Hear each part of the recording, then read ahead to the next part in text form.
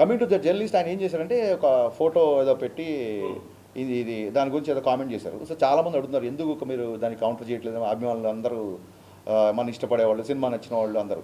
అదేమైందంటే first day of the shoot అండి. బేసిక్గా first day of the shoot Shekhar master ఎప్పుడైతే dance మూమెంట్లు మూవ్లో వెళ్ళిపోతాయి అనుకోండి, అది ఎప్పుడు చూడడానికి ఎబ్బెట్టు కానీ ఇబ్బంది కానీ ఉండకపోవచ్చు. మీరు ఎప్పుడైతే డ్యాన్స్ మూమెంట్ని మ్యాగ్నిఫై చేసి ఫోటో తీసి స్క్రీన్ చేశారనుకో, అది ఒక పోస్టర్ లాగా మీరు ప్రత్యేకంగా తీస్తే, పోస్టర్ స్టిల్ కదా, స్టిల్ ఫోటోగ్రఫీ కదా. సో స్టిల్ ఫోటోగ్రఫీ చూస్తే మీరు ఏ పాటలో ఏ స్క్రీన్ షాట్ తీసినా మీకు ఇబ్బంది కలిగేలా చేయొచ్చు బేసిక్గా. అయినా సరే నేను దాన్ని ఎందుకు కౌంటర్ చేయాలంటే, శేఖర్ మాస్టర్ చాలా పెద్ద మాస్టర్. ఫస్ట్ డే షూటు ఆ మూమెంట్ అతను కంపోజ్ చేసినప్పుడే ఇది పెద్ద ఎంకరేజింగ్ ఏం లేదు, పెద్దగా అవసరం లేదని నాకు ఒక చిన్న థాట్ వచ్చిందండి బేసిక్గా. But first day shoot master రాగానే ఈ మూమెంట్ వద్దు ఆ మూమెంట్ వద్దంటే డైరెక్టర్ ఆయన ముందు లోలో అయిపోతాడు.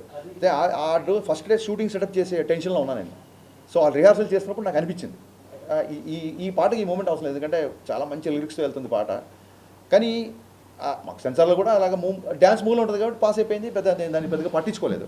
ఎందుకు కౌంటర్ చేయలేదు ఆ విషయంలో మూర్తి గారిని అంటే, అన్ని విషయాలు మనమే correct అయిపోం.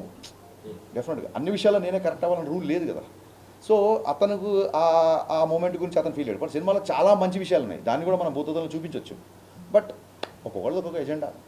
Last time gang leader సినిమాలో కూడా ప్రభుదేవ గారు వర్షంలో పాటలో విజయశాంతిలో పట్టుకుంటారు చరణ్. అంటే ఏం లేదండి, అదేంటంటే మేము ఉన్న పరిస్థితులలో క్రియేటివ్ పొజిషన్లో ఉన్నప్పుడు, ఇండస్ట్రీలో ఉన్నప్పుడు వాళ్ళు చేశారు కదా మేము చేయాలి ఇలాగ మాట్లాడే ఇంకోళ్ళతో కంపేర్ చేసుకోవడం ఎందుకంటే అందరూ మా వాళ్ళే కాబట్టి అలా కంపేర్ చేసుకోవడం కరెక్ట్ కాదు. సో మీరు అన్నారు కాబట్టి నేను